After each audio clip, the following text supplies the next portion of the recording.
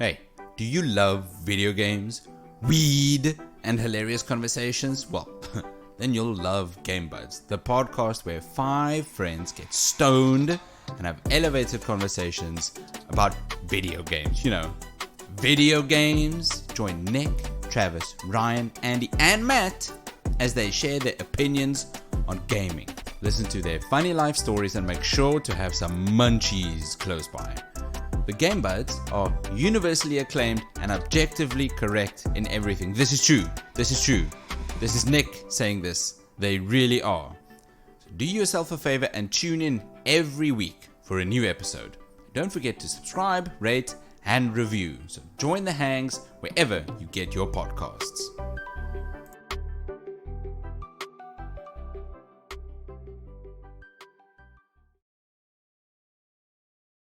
And another little side note I just love, which I'm not the easiest person to make laugh. I'm very stoic and kind of quiet.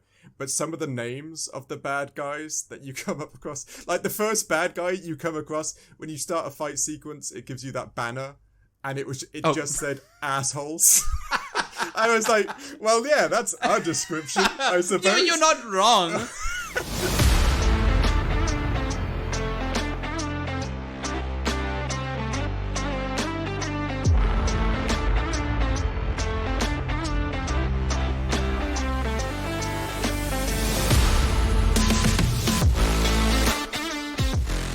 Welcome back to a brand new episode of everyone's favorite podcast, the Critical Arcade Podcast. I'm your co-host, Nick. And I'm Dave. Hello, Dave. Hello, Nick. Are you well? Yes. I don't know how to say, yes, I am well, Dave, in Japanese. You say that like you passed it on to me to now show you because I'm so good. Oh, obviously, it's... I'm not even going to attempt it. No, I have no clue. None. But yes, I'm well, thank you. This week, it's such a crazy week. This is the first game in, I think, a series of 3 brand new releases that we're going to be reviewing. This week, we've just got Like a Dragon, Infinite Wealth. And then next week, we've got our double feature going live on the same day. Yeah, that was very explosion. Yeah, slow-mo, walking away from the blast. Yeah. Yes, okay, but secretly our asses are on fire. Yeah. And then a guitar up in the background. It's so cool. I'm down. Be in an action movie. I'm about to say that was perfect. I'd watch that. Thank you. Yes, this week, it's such a treat whenever we're given a new release to review on the show. I'm a big fan of free stuff. Oh yes, same here. It's, I've been a fan of that for a long time now. Just general free stuff. I enjoy it so much. And by saying that, we just need to say that we received a review code for this week's game from it were Gamefinity, the distributor in South Africa, and SEGA. So thank you very much, Gamefinity and SEGA. You either need to say it like you said from the Mario games. I from the Mario games. You said SEGA from the Mario games. Did I say Mario? You said Mario. You didn't say Sonic. Like, what's wrong with you? I'm so sorry, from the Sonic games. Yeah, sorry. Yeah, Sega's always perpetually in my head, so like the Sega games. Yes. Just always. Doesn't matter how everybody else says it. Yeah. There's a guy that shouts Sega as well. In what? Well, as a splash intro for some Sega games or some Sega adverts, there's a guy that shouts Sega. Oh yeah, I somewhat have recollection of that. Nah, for me it's the 16-bit back in the day.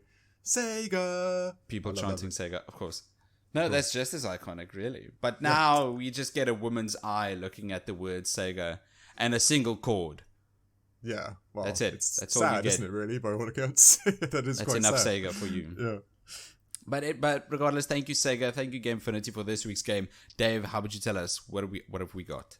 Well, this week's game is it's hard to say. It's the second of the latest iteration of kind of like the new Yakuza games. I don't know. It's hard because there's so many Yakuza It is hard. games. The way you explain it, that does sound confusing to anyone who doesn't know Yeah. this franchise? Well, either way, we're playing Like a Dragon Infinite Wealth, Yes. which is a Yakuza game. But it's Is it also not... Is it called Yakuza Like a Dragon Infinite Wealth, or is Like a Dragon the new franchise? I It's think no they longer called rebranded from Yeah. Yakuza to Like a Dragon. And they did that with the previous game, Yes, Yakuza correct. Like a Dragon. Okay, well, ladies and gentlemen, it is a Yakuza game, but it's the new one, Like a Dragon Infinite Wealth, as released, a couple days ago? I actually don't know what the release date was. I'm too busy. It was a couple of days ago. 2024. Okay, yeah, 2024. It's if you know the games, you know them, but it's also one of those games that a lot of people have heard of, but never seem to have got their hands on for some reason or other. I guess maybe it's because it's all about the East and stuff like that. But it's developed by a company called Ryu Ga Gotoku. I'm gonna say it wrong. Ryu Ga Gotoku or something. I think it's Ryu Ga Gotoku. Oh, thank you. Something like that. I've just gotten into... I've just called them RGG. No, I read that and I just think it's one of those moves in Street Fighter. You know, it's Ryu Ga Gotoku. It's the only thing that in my head goes when I read that. Now, It sounds like that. they are synonymous with all the Yakuza games. They've also had a hand in, I didn't know this, Super Monkey Ball. I don't know. Really? Yeah, right? It's a bit of a jump from Japanese mafia to a little monkey in a little ball that runs around circuits. But yeah, they had a hand in that. And of course the games Lost Judgment and Judgment, which are basically Yakuza-S type games, just different character, you play a detective and stuff like that. Also, Are really they good games. as good though? It depends on which Yakuza games you compare them to. I think they're pretty good. Is it as good as the newer ones? Not so much. No, they are pretty. If you like the Yakuza games, you're going to like the Lost Judgment games. I see. They are Okay. a lot alike. The essence of the Yakuza games has carried over. Yes, yeah, exactly. Has translated to Judgment and Lost Judgment as well. Yeah, I agree totally. And another weird little fact about this game I found out just the other day. You don't really follow VTubers, nor do I hugely. No, I don't. But there's a very famous Japanese English-speaking VTuber called Kason, who streams and stuff. I don't really know what else she does. But she actually won a competition for SEGA to play one of the characters in this game, and she plays. Oh, so that's a real VTuber in the game. Yeah. Oh no, not that one. You'd presume it'd be that woman, right? No, Yes. She's Is it actually not? the how do I say it? The little foul-mouthed young lady you meet at Resolve. Oh. That you meet outside the bar. She. Granted, it's the old person in me, but she swears a little too much for me. But she won that in a massive VTuber Grand Prix type thing, and she was able to voice that lady in the game, which is kind of cool. I didn't know that was a thing. I had no idea. Okay, that shows you what I know. In the game, we could use this to go into narrative. In the game, there's a VTuber as part of the story. Yes, exactly. Which I just, again, like I say, we'll jump straight to narrative. I always thought that was so apt for today. I know it's really weird to think about it, but it's so, the story, you can't jump into the narrative too much without spoiling everything, because Yakuza games play fundamentally just like a soap opera. Yes. There's so much betrayal and entirely death and families. And it goes from game to game. There's so many really story does. beats It from really the does. previous game that are still in effect the moment you start this game. Yeah, and there's even aspects in this game where you can reminisce so that you can go back to other versions of the games and see the little cutscenes so that you can work out, oh, that's that guy, and that's that guy, and that's the mother of this guy, because it does get super soap opera crazy. It is insane. Soap opera really is the perfect way to describe this entire series. Yes, entirely, because it's so, but it's the good thing about it. I've never watched a soap opera. No, Bold and the Beautiful and whatever. After that was literally the only one I know, so I just checked that out there. But there's something about these games that just, I don't know, maybe it's soap operas too, that just draws you in, and then there's Yakuza games never really give you the cliched betrayal aspects. You don't go, oh, obviously the butler did it, or obviously she's gonna leave him because she's mean. There's always another layer to it. Yes. Which narratively is so much fun. It keeps you going. So you're so pulled on a thread or down the rabbit hole or whatever you want to talk about, because there's so much going on in these games all the time. It's that Yeah, Okay. go on. I've not played as many Yakuza games as you have. I think, have you played all of them? Almost all of them. I kind of Whoa. lost count because there's like Kiwami, or I don't know how to say them. There's those ones. I played Zero. I played the ones in the future. I feel like I've missed a couple in between. I have played a good number of them though, yeah. The spin-offs, Yes. like Ishin and Yes, Gaiden. I haven't played that one yet. True, yeah. I mean to play those ones. I haven't played those ones yet. I played them more... I got into it at Yakuza 3 on the PlayStation 3 a long time ago. So That's I much kinda earlier than everyone else did, though. Yeah, I think no, I've most been playing them people for years, started yeah, seeing Yakuza when we got 6 and 0. But yeah, these games go into so many things that touch like everybody, especially the Yakuza games. I don't know how they do it, but they kind of foresee the how the world is at the moment, and they try to build upon concepts that are kind of lost. I don't know. I'm looking very deep into these types of things, but this game, yeah, like I play these games, and I played the last one. You kind of want to be Ichiban. You kind of want to be more like Ichiban. He's such an optimistic, go-getting, 40-year-old. He's also 40-something years old. He's not young. He's not in the primes of his youth. But still super positive. Hell, he went to jail for like 18 years or something, but came out of it still positive, still not letting life get him down. There's something about Ichiban that just makes you go, I wish I was more like him. Yes, definitely. It's so infectious, his optimism. Yeah, you can't right? help but be optimistic with him. Right? The situations that he and his buds, Arachi and Nanba, that they get into that are just dire. Yeah, insanely dire, but yeah, very true. But no, he stays positive. He stays optimistic. It's a superpower almost. Yeah, it's one of those things. Now he plays. If you're not playing the other games, he loves video games. He likes the original JRPG video games. So he sees himself as a hero character. Yeah. He always likes to be upbeat. He likes to save a damsel. He likes to power up. He likes to push his limits and go Super Saiyan and all those other things. But there's something about his character in today's society where the world is slightly going a bit mental around us that just, I know, I was playing this game and there's something about it that makes you happy. And you think to yourself, if I should be more like that. And, you should be more friendly. You should, every time you get kicked or knocked over, you just get up and go again and say, that was yesterday, today's today. Yes. The writing is so good in that way. It really is. They're not even subtle with it. Each time Ichiban wakes up, he jumps up into the air and says, today's a brand new day, full of opportunities. Every single morning. He lost his job, he gets rejected by a girl, but he still does it. That's what I mean. And he goes through stuff, ladies and gents. Like, he went to jail for 18 years, and it wasn't his fault, I might point out. And even, like I said, this is very soap opera-y. I so wish I could share what goes on in the narrative because it's so extreme and it's so, there's betrayal, there's death, there's illness, there's family drama with regards to bonds between mother and son and sisters and charities. It's insane the amount of stuff that goes in there. But his attitude towards it all, I don't know, it's infectious. It's a remarkable thing. To actually be able to portray in this, and there are aspects to the narrative that are so long in this game, as you know, like the cutscenes. They drag. Holy shit! So long. It doesn't stop. It really doesn't. It doesn't. I think. Before I just had one more comment on his character. I think it's such an interesting parallel between his character and Kiryu. Yes, agreed. They are so different in a lot of ways, but they're also so extremely similar.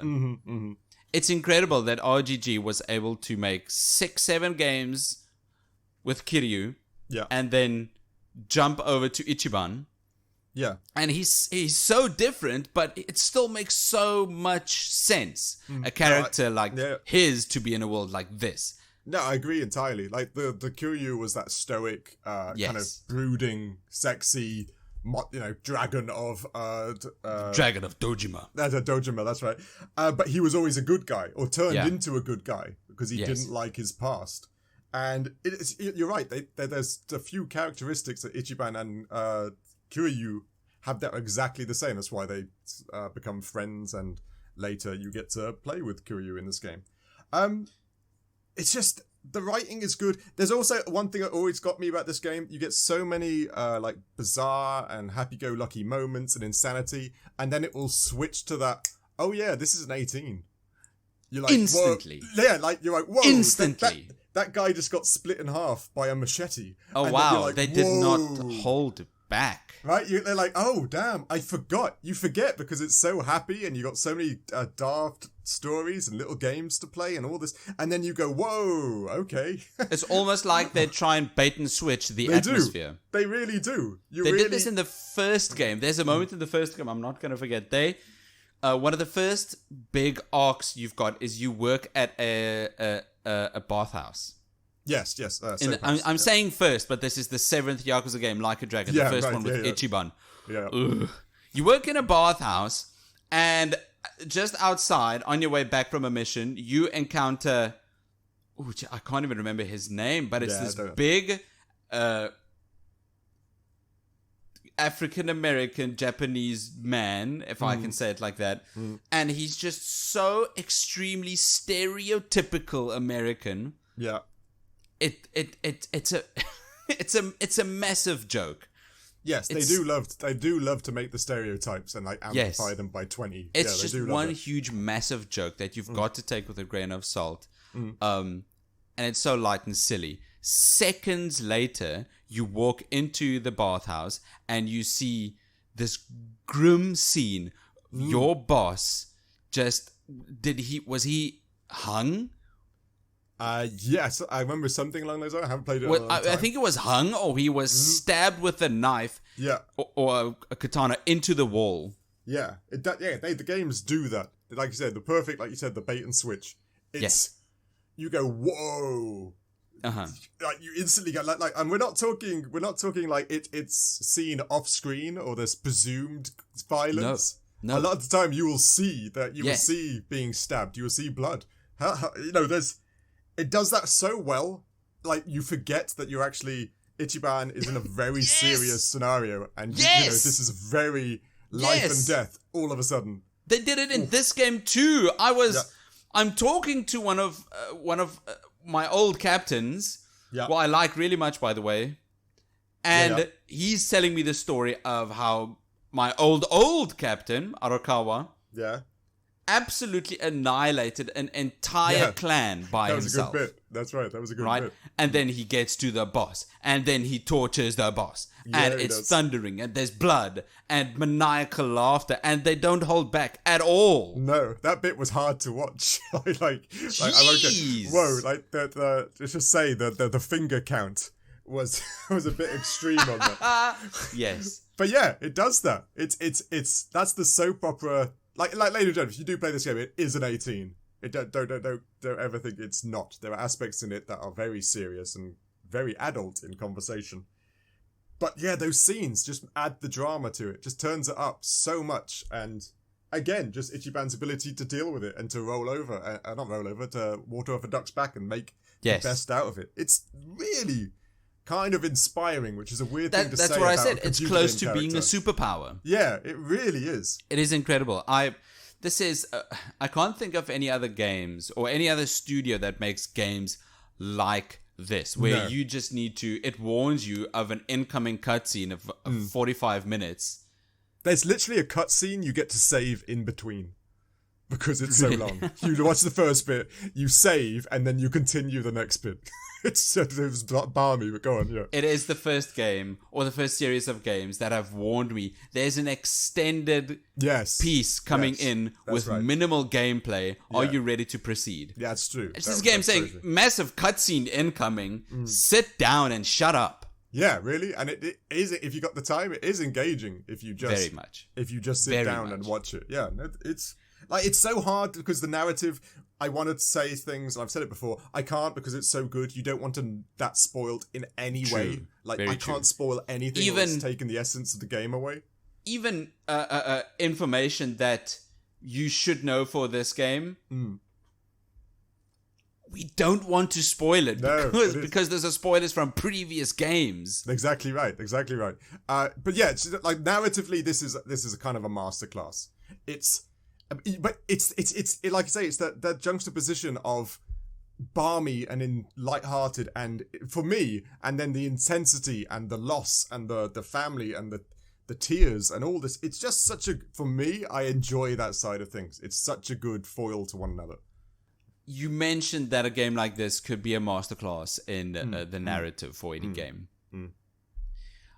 In all cases, I would agree with you, but one. Go on. And that's pacing. Too slow. Much too slow. This game has got a ton of content in it. There's a lot of game here. There's a lot of story, a lot of dialogue, a lot of lore. There's a lot of all of that. But the issue is that they take it, you go through it with baby steps. You do, and that's fundamentally all the games, I might add. The pacing is very slow. It has its audience. Yeah. Dave's among them. Yeah, definitely. It really has its audience because it's a successful franchise. But very much so. Whoa! It is so extremely slow. This past week, my wife and I, we got twins.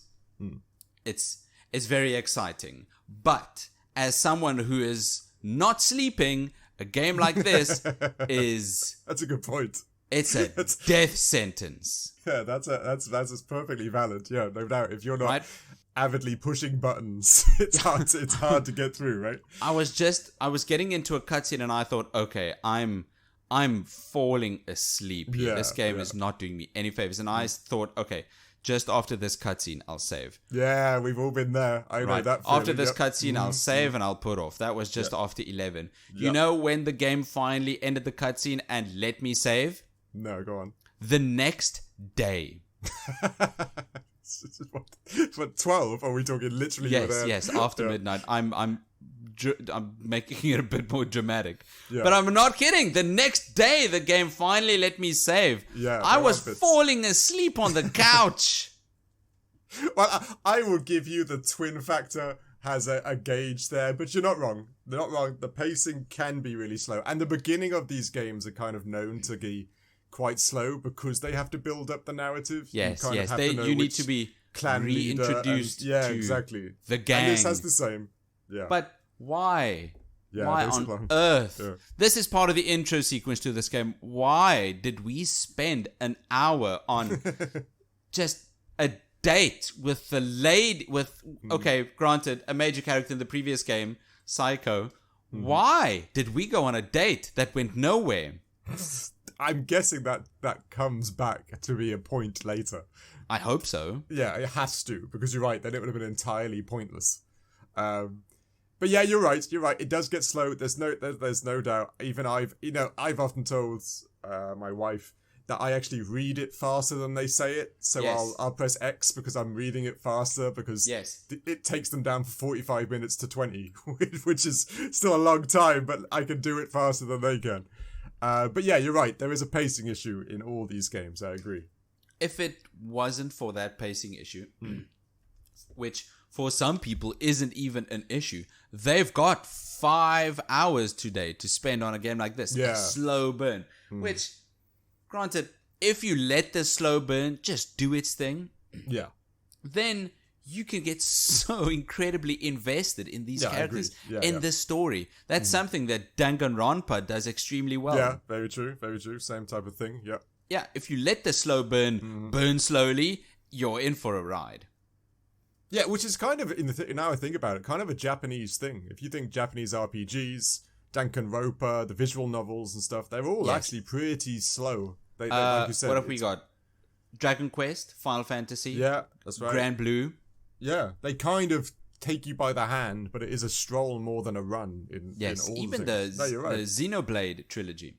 Yeah, it's all. No, I agree. It's like I said, it's aimed at their demographic, I suppose. Which, and in the Western, we do like something a bit faster, a bit more we want to finish our games. Yeah, something catered to a smaller attention span. Yeah, to some degree, yeah. I think it is that side of thing, which is an interesting point because I think that might just be like a cultural thing to some degree. Could be. Okay. I'm hearing the new Suicide Squad campaign is only 9 hours. Yeah, don't get me started. I heard the same thing, which is You want to listen to us talk about Suicide Squad? Tune in next week. Anyway. Yeah, no. Anything else narratively you want to speak about? I mean, you can go on about the narrative for this game for hours. Yeah. The game does. It really does. It really does. So we could keep going, but we want to steer clear of spoilers. Just know, this is a slow burn. This is soap opera to the max. This is, really is. The rule of cool applies here tenfold. Yeah, right? No. I mean, if this strong guy isn't cool, you can bet your ass he's weak. But if this tiny, doofy-looking guy is cool, he can wipe out an entire clan. Yeah. It's got those moments all throughout it, which you do. Like you say, you underestimate someone and then they become amazing, or the other way around. Someone's big and they're actually weak. Who's your favorite character? That's hard. It is.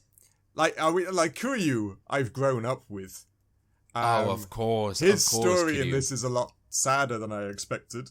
I won't go any further than that.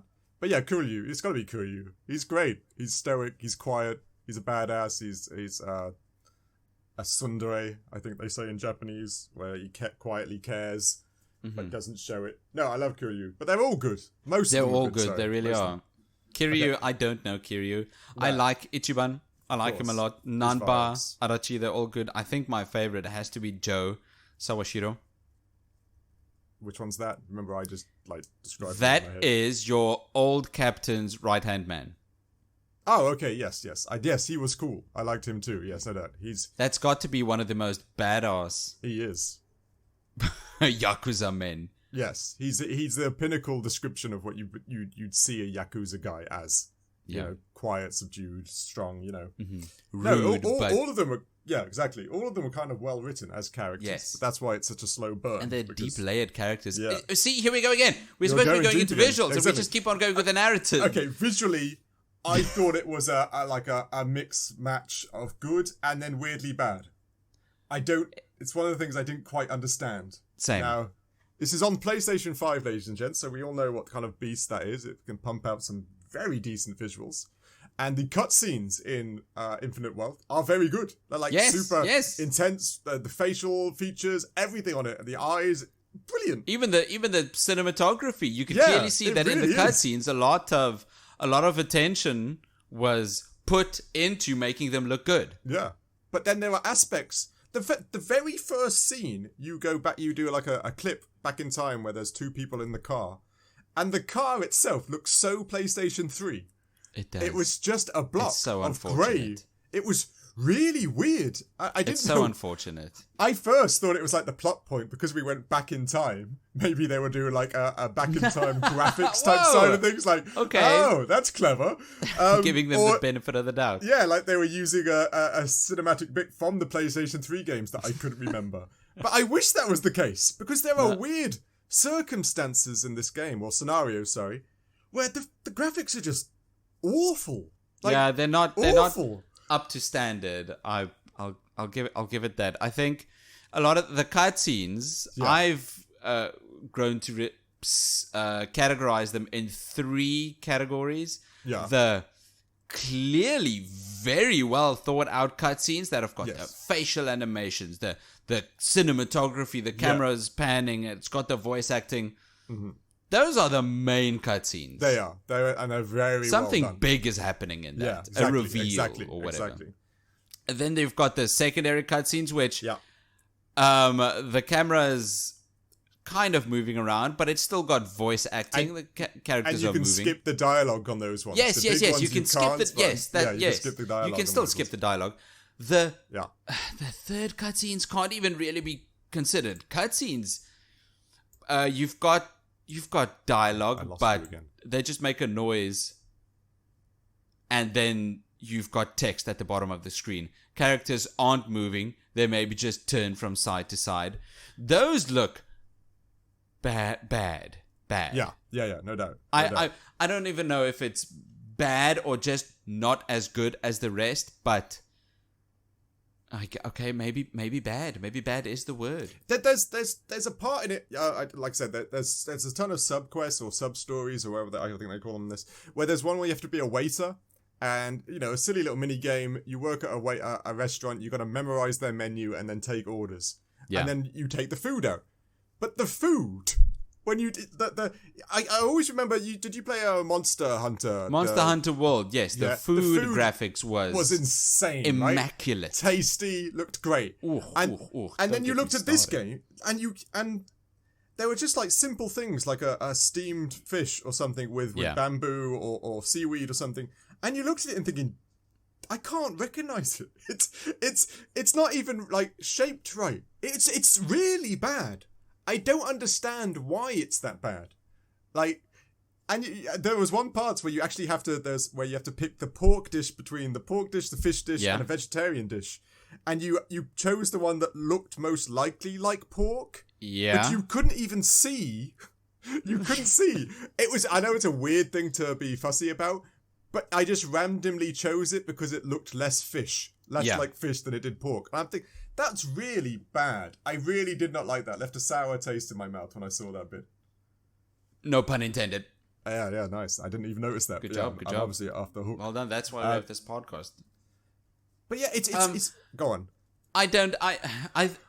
Could it just be a case of this game is just stuffed to the absolute brim with things, right? With places and things and objects. Could it be that there's just too much for this in this game that it can't make everything a 10 out of 10? I was thinking that as well, because like you said, when you just said objects, there is so much to pick up and collect. Random sparkly things, suitcases, good or bad fortunes, ingredients, weapons, materials to build things up. There's so much to pick up, and it kind of reminds me of Hojoverse, or the Honkai Star Rail and everything like that. So it's got like a billion things as materials to upgrade a billion other things. And yeah, I often wonder, is there too much in there? Especially like there's that thing where you see something shiny, so you have to go pick it up. Yes. And then you see something else shiny, and you have to go pick that up because, it's like the piece of candy scene from Family Guy. Ooh, piece of candy. Ooh, piece of candy. I got it. It definitely... I'm thinking that might just be the case here. Yeah. Right? Yeah. There's just too much that they can't make this plate of beef look any different from this plate of fish. And they can't spend any more than, 5 polygons. Well, they literally felt like that was the limit, by all accounts. But yeah, you're right. You're right that maybe the game is too big to have spent all the time cleaning up everything. But yeah, like I said, it just makes the game, when you're playing it, a bit jarring when you go like, whoa, that was really cool, and oh, that's really bad, and whoa, that's really cool, and that's really... I don't know, it makes you feel a bit... But you could be right. Maybe I'm being a bit too mean. Yeah. Although, that on the complete other side of the spectrum, there are some times when this game looks really good. Some parts of this game where it looks really nice, where I am enjoying what this game is giving me. Yeah. Most of the time, those are facial animations. They do the facial animation really well. Yeah, I really like that. Yeah. I like sometimes what the combat looks like. There's a lot of particle effects going on, which makes zero sense because you're just punching people with a baton. But that just adds to the balmy fun of what is Yakuza games, right? Yeah, yes. And sometimes this game just looks really good. But really bad as well. And another little side note I just love, which I'm not the easiest person to make laugh. I'm very stoic and kind of quiet. But some of the names of the bad guys that you come up across, like the first bad guy you come across, when you start a fight sequence, it gives you that banner, and it just said assholes. I was like, well, yeah, that's our description, I suppose. You're not wrong. It's so funny because this is a generic RPG mechanic. You've stumbled upon a wild Geodude. Yeah, that's right. It's whatever. You've stumbled upon some wild I don't know if that was a bush translation thing, dogs. but it just cracked But me no, up. here It you wasn't stumble delinquents, upon some bad guys, wild it wasn't, assholes. meanies. It was just and assholes. the game saying that, it's just so funny. Yeah. And there was another one. I don't read them all the time because there's so many bad guys or henchmen to take out. One of them's called Misdemeanor Wiener, which also for some reason just cracked me up because of the rhyme and just Wiener. I don't know why. It's the juvenile. You like a good rhyme. Yeah, no doubt. And some of the names, there's a lot of little bits of comedy in there, which is really nice. It's weird, it's wacky, and just weirdly pleasant to add in there. And then again, like we said before, just mature, weird vibes. Whoa, you mentioned it before. Just the absolute whiplash you get from going from the silly billy goofy doofy to the absolute R-rated adult time you need to now endure on your television set. It really is. It's that weird change, but it's weirdly engrossing to follow. Yeah. I can't think of any other game that does this so quick and so often for almost 100 hours. Yeah, exactly right. And there's lots of little tidbits I notice, and a lot of people notice. And I say, it's a weird another little throw. I think it's mainly visual audio as well. There's the weird side game in this game where you can make friends via social app. You wave at them in Hawaii and go aloha, and they go aloha. You give them what's it called? A shaka? Yeah, right? And that's cool. I like the premise because it is historically Hawaiian and to be super friendly and stuff. And there's one bit where he actually says, I'm going to make 100 friends, which is, I think, is a nod to a Netflix or Japanese anime called Komi Can't Communicate. I don't know if you've ever heard about it. It's about I've seen it. I've not watched it yet. It's a girl with extreme social anxiety, and her task or bucket list or whatever is to make 100 friends at school. And I think it was a weird little nod to that because he literally grabs it and says, I'm going to make 100 friends. And there's lots of little nods to Japanese culture. I won't be surprised. I would not be surprised. There are tons of references in this. Yes, there are. Even if you want to go the Sujimon being just a plain-ass rip-off of Pokemon. I was wondering where they got the name Sujimon. Yeah. As in just... What does Suji mean? I never really actually looked it up. Exactly, but they explained it at the start of this game. When you get the Sujimon, not Professor. He called him something else. The I know the guy you're on about, the nutcase guy with the scars on his face. The nutcase man. He's got a big scar on his face. He's supposed to be Professor Oak. Yes, that's right. He really is. He fundamentally gives you a Pokedex, but it's an app on your phone, right? It is hilarious. It is. Those bits are great. It's just and so how they stupid. Justified that you have to make this new Pokedex is Ichiban just uninstalled the app and there was no cloud backup. Yeah, that's right. So again, so stupid. It's so stupid. So you just have to. You just need to be engrossed. You do. It's so great. You really do. No, he mentioned that he got the name Sujimon because all of the characters in the Sujidex give people make people super jittery. The 18 ratedness just makes you, I don't know, it just pulls you down the rabbit hole so much more. It really does. I'm such a big fan of just how dumb and great this game can be. Yeah, exactly. It's so self-aware. It's so self-aware. Exactly. It knows it's being dumb here. Exactly. And it really just amps it up to 11. It does. And that's the I'm fun in love part. with that idea. If a game is self-aware and it's being silly, let it be silly. Ride out the silliness, right? If you're on the goof chopper, go all the way. Yeah. No, agreed. Don't do subtle goofy. Subtle goofy is great in like horror games, I suppose. Yeah, like that's fine. But like you said, Until Dawn. That's fine. exactly. But they turn the dial up to 11 on almost every goofy bit in this, and it's just fun. It's just and then insane. they play jump rope with the atmosphere. Yeah, exactly. Man. And Pound Mates. It's such a stupid name, and it's got that connotation of it's a clever play on Tinder and Grindr. Yeah. In the sense that those are kind of places or things where you can hook up or, and then they have an app called Pound Mates, but it's literally to bring people in to help you beat up people. There's some really clever subtleties to what they do. Hilarious. I love it. I really do love it. But I think... Okay.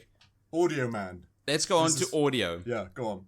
This is, I think, a big chunk of the soundtrack they kept from Yakuza Like a Dragon. Yes, yeah, I think so. The entry previous to this. Yeah. Because I recognize that acoustic guitar riff from Conversations in the previous game. And it fits so well. They just kept it. Yeah, of course. Like I said, there's almost a nostalgia and a recognizability. I don't know if that's actually a word, recognizability. But familiarity. Familiarity. You get comfortable when you're like, oh, this is this. And there's kind of like dubstep type with the fighting scenes. I don't know. It's high energy because you're doing bizarre high energy things, right? Yes. And some parts of the fighting are actually time-based. We'll get into that in the gameplay. Yes, yeah, that's right.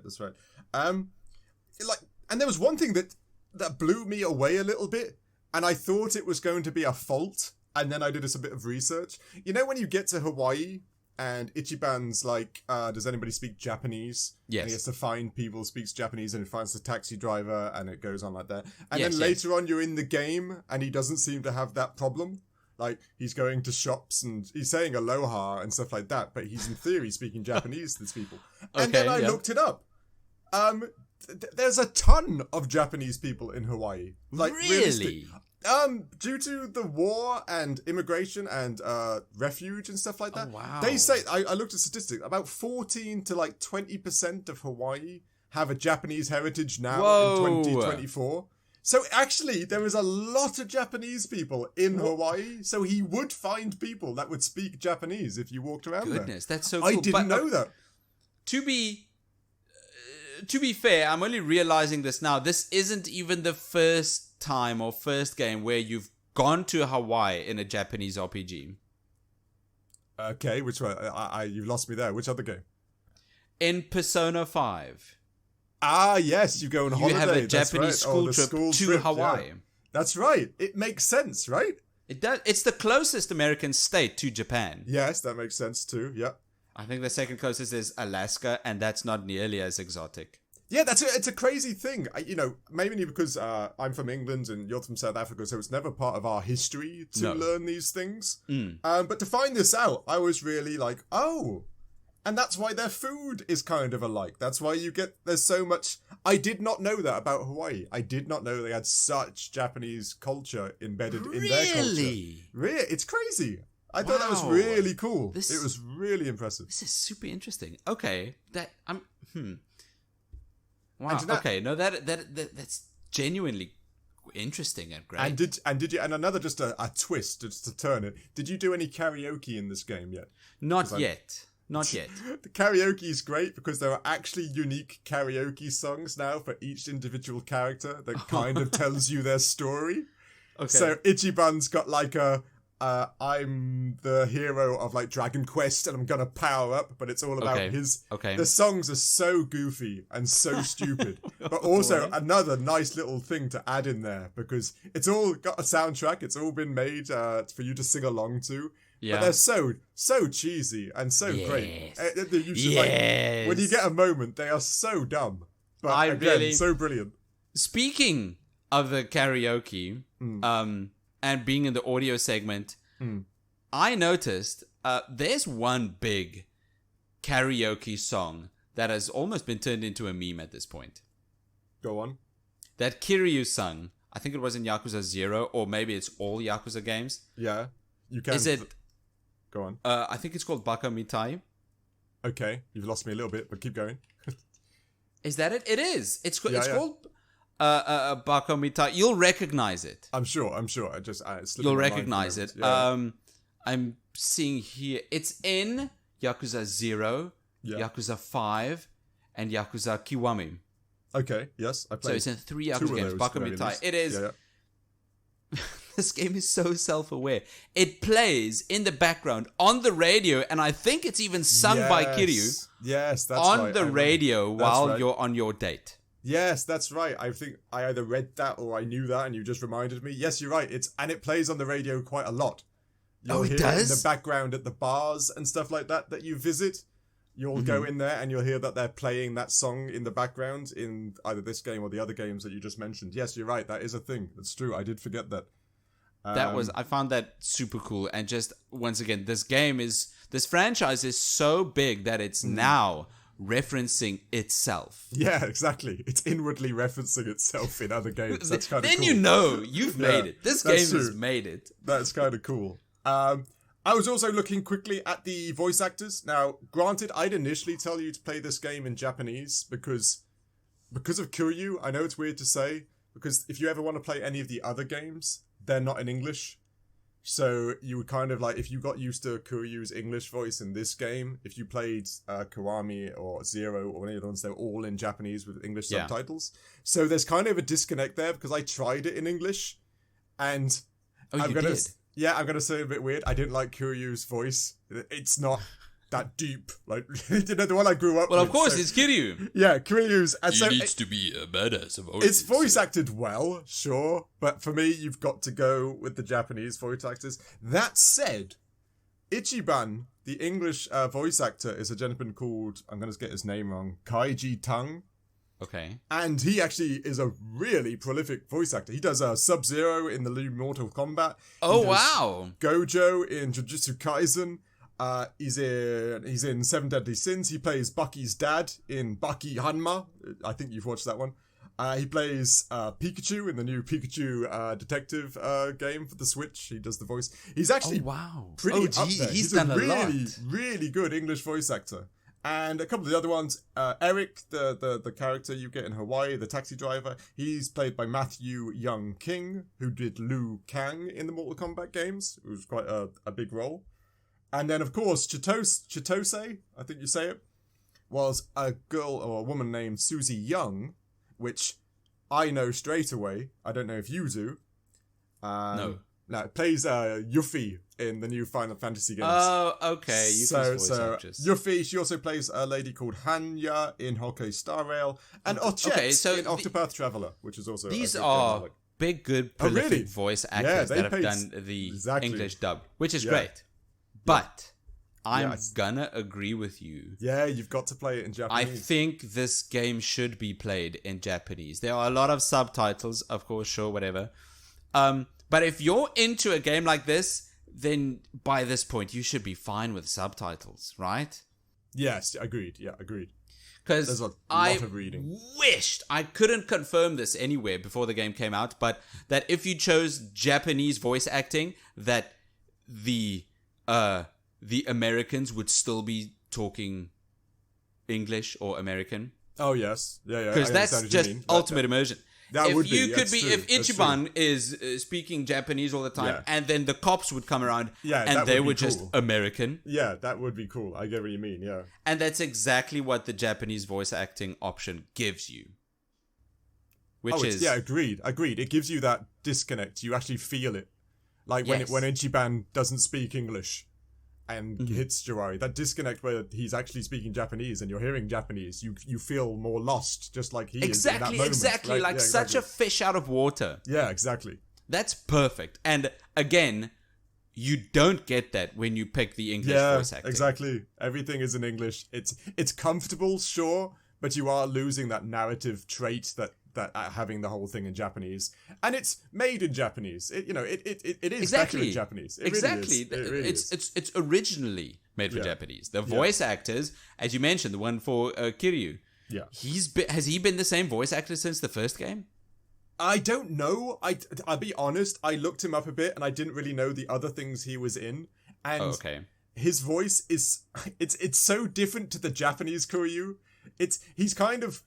He's very clearly spoken and very well spoken. What? No, I'm talking about the Japanese Kiryu. Oh, the Japanese. No, same guy throughout. Sorry, apologies. I got you. You need to play this in Japanese. Yeah, it's the same guy throughout. You can no shade if you are playing this in English, because games should be an escape, and if most people don't relax reading subtitles. Yeah, it's true. But I would argue this should be played in Japanese. I agreed entirely. And there's just somehow Japanese people put so much more drama in the way they say things. So much. This is right. There's so much more dramatic in what they say. Exactly. This is a big point for audio in this game. The Japanese voice acting, it's so bombastic, so big and huge. All the actions they make, the shouting, right? the That's right. gasping. Just a regular sentence isn't a regular sentence in this game. It's just not. And that's where I think there's a disconnect in the English voice acting. They still need to have those Japanese influctuations when talking because that's what their body language is showing. Entirely. Right? It's when Ichiban culture. Is shouting, Yatta! His arms are in the air and he's jumping around. Yeah. You don't do that in English. No, but now, all of a exactly sudden, right. the English voice actor does need to act like that because that's what the game is doing. Mm-hmm. No, you're right. There's a disconnect there. The English language isn't so doesn't emphasize everything. It's so expressive. Yeah, exactly right. And you're right that the Japanese just makes it a lot better. It just makes it fit so much better. Entirely.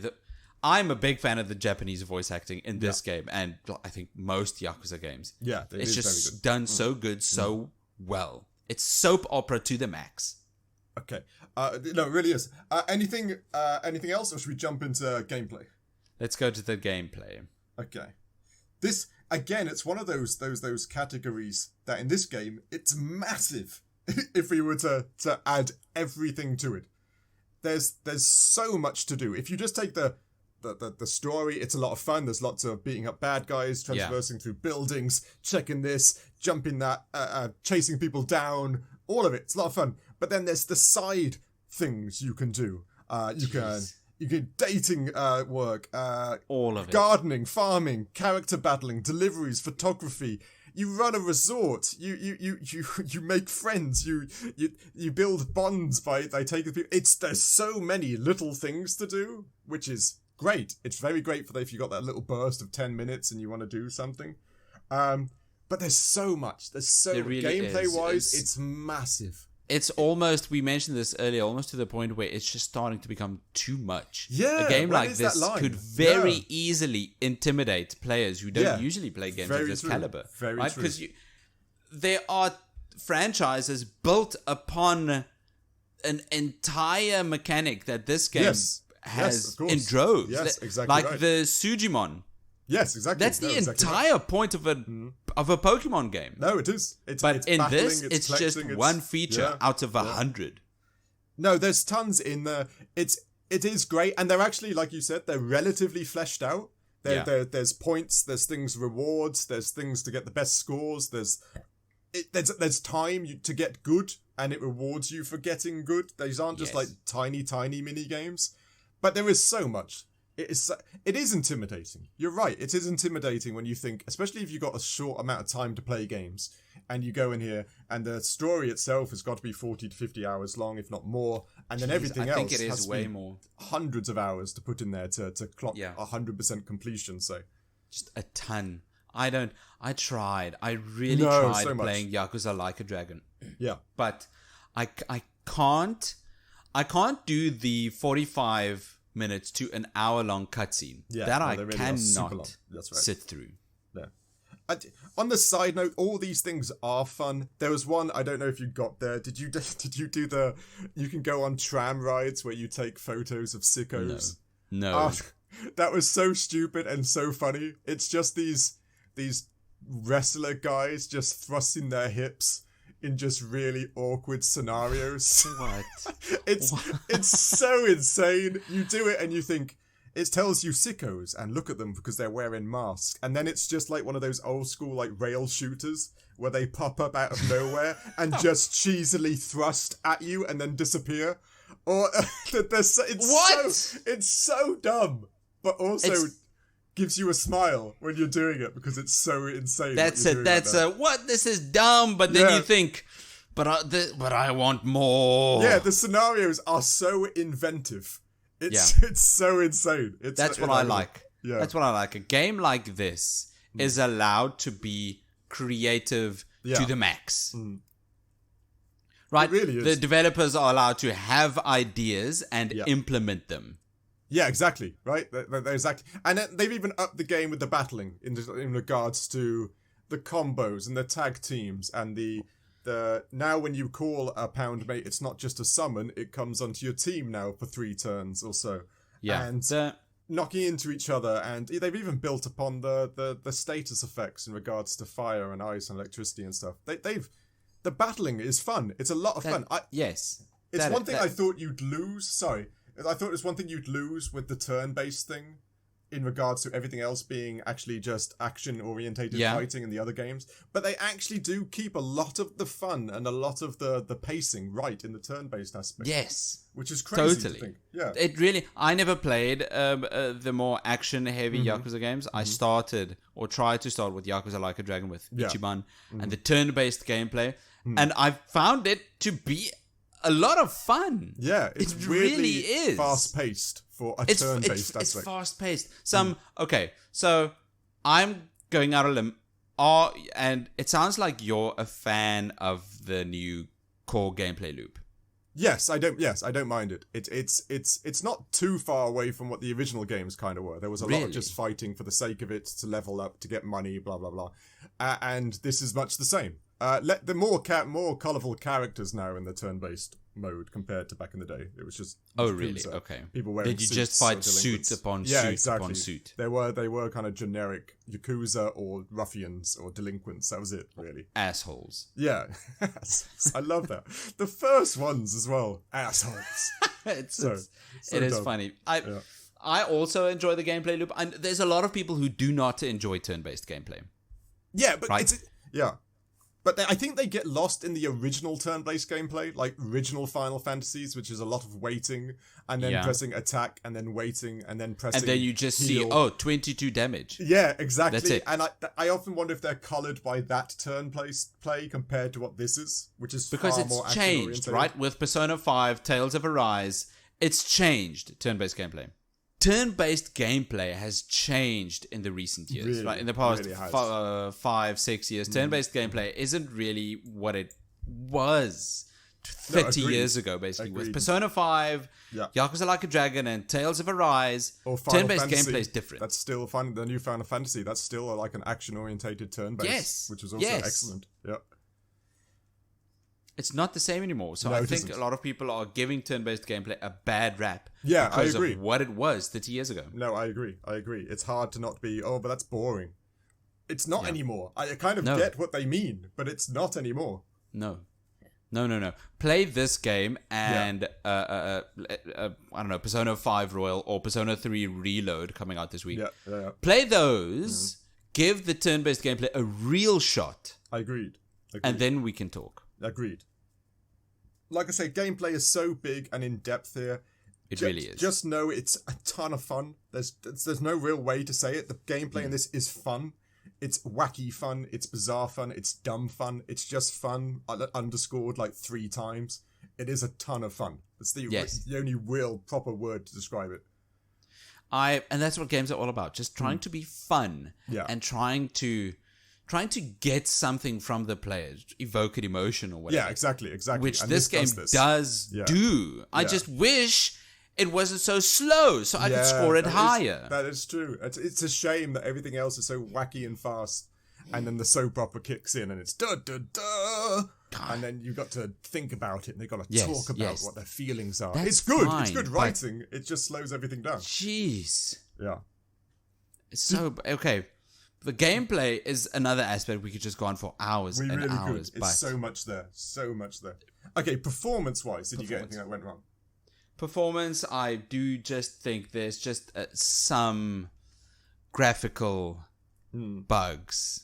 Not even big ones, just some pop-in, some shadows glitching out in the background. Nothing major.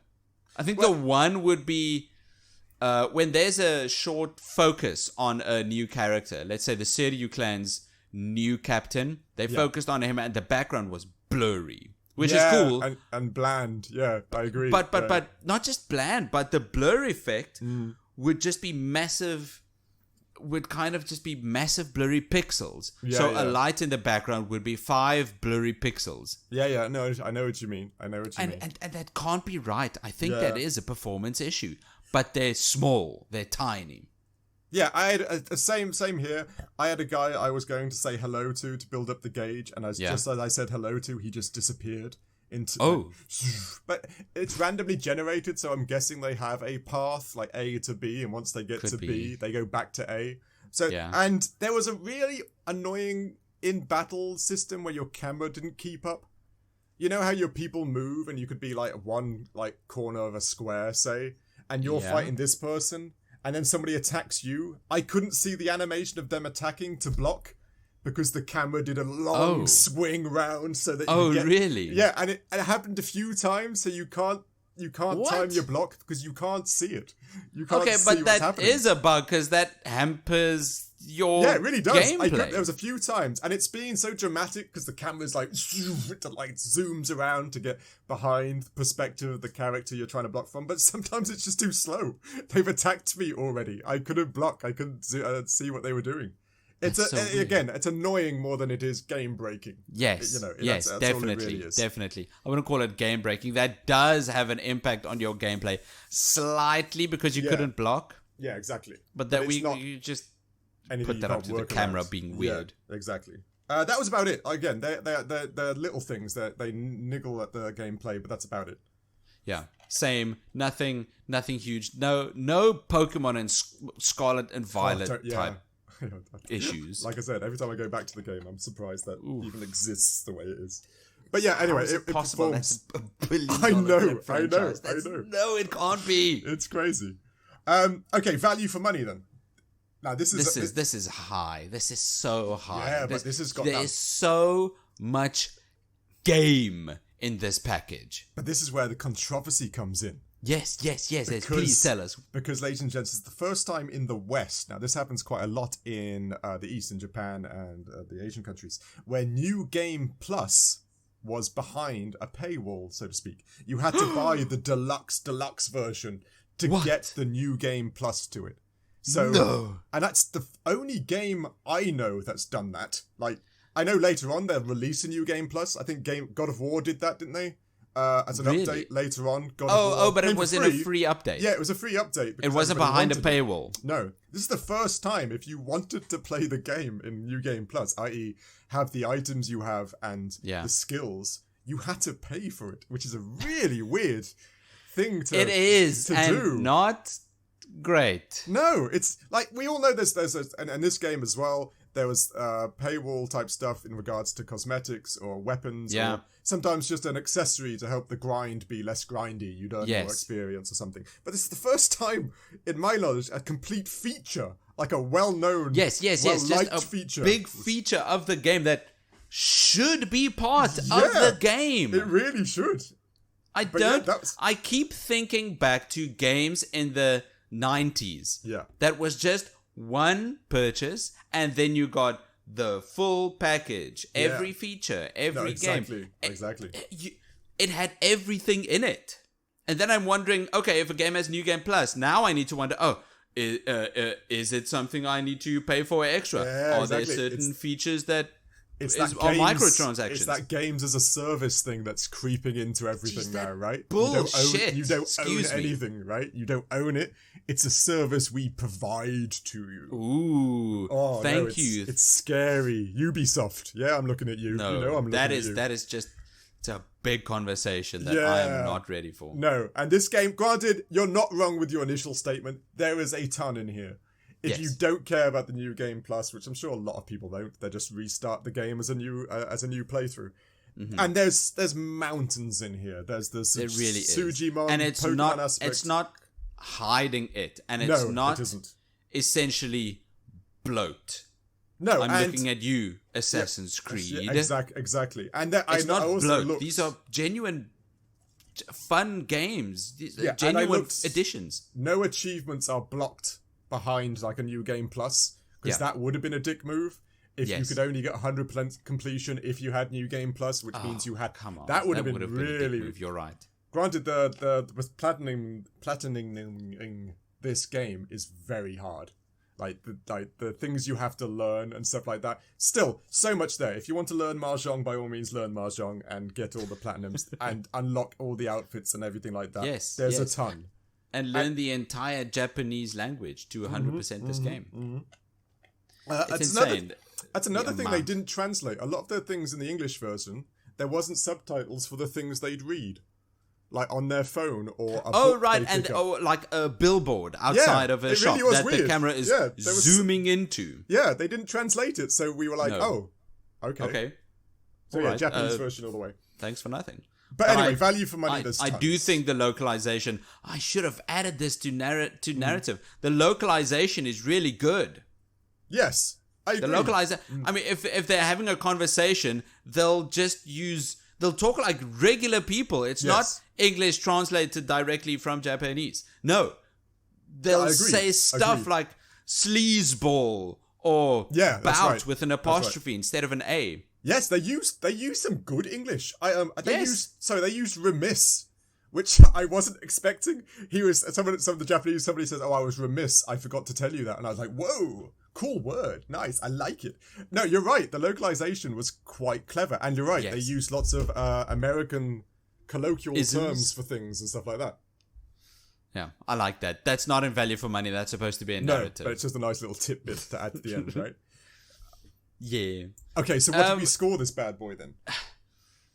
All of our scores, we really just put together. We gave this some really good scores, apart from visuals.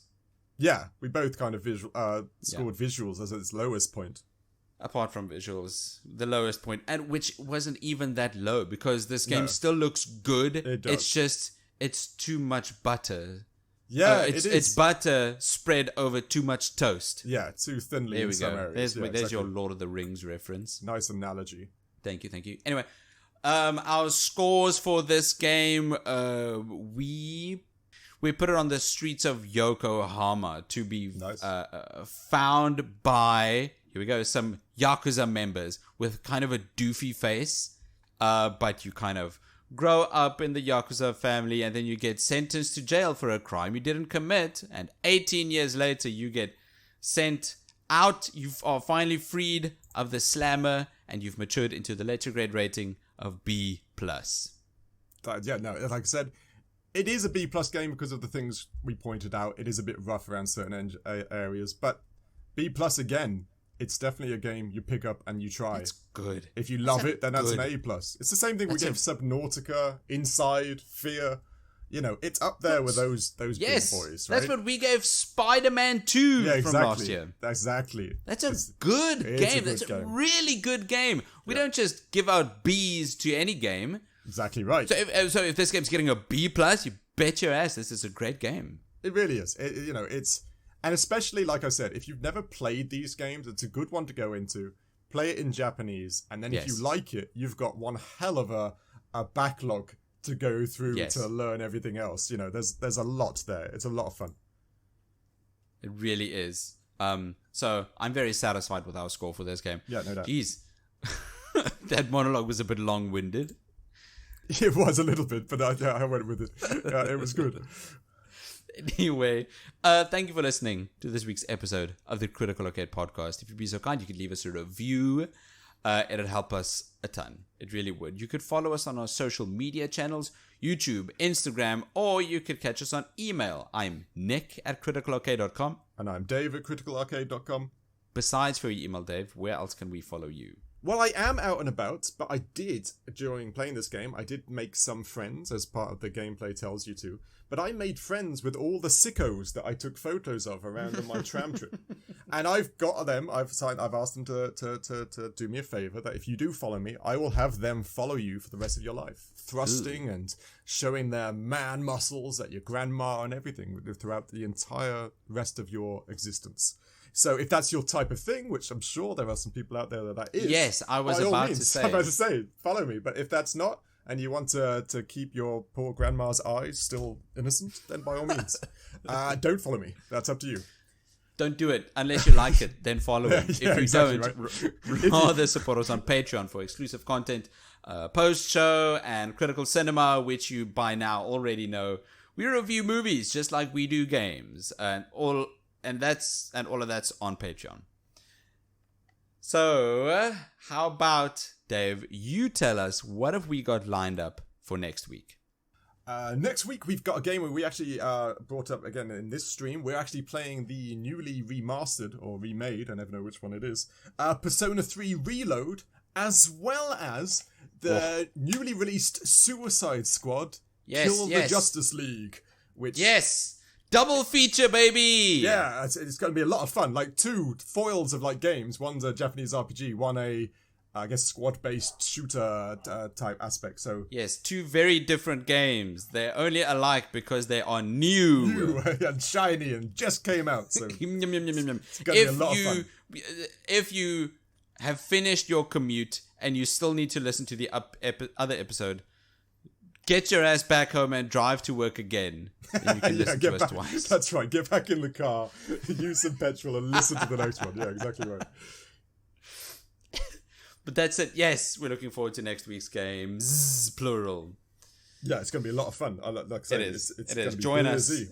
Join us for those episodes. Thank you again, and we'll see you then. Cheers. Cheers.